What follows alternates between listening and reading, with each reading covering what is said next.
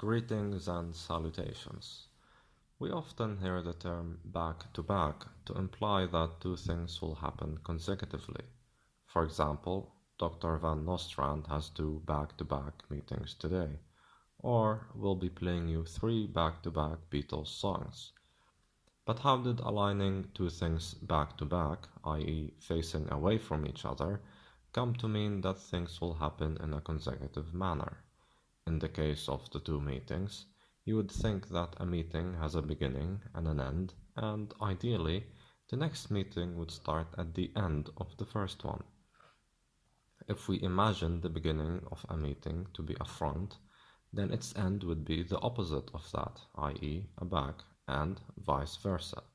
So in this case, one should say Dr. Van Nostrand has two front-to-back meetings today. According to the website Word Detective, the phrase was used in sports coverage in the US to imply that two games are played after one another.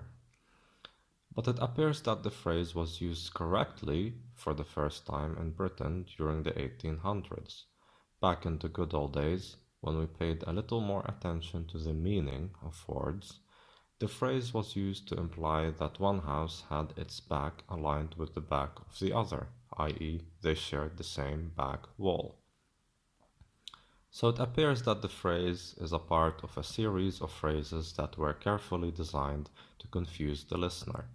We would then get pleasure by explaining the meaning of the absurd phrase to said listener and massage our ego a little bit. Examples of such phrases include due north, select products, and you get what you pay for. If you've enjoyed this rant, please make sure to like and subscribe so I can continue making these silly podcasts. See ya!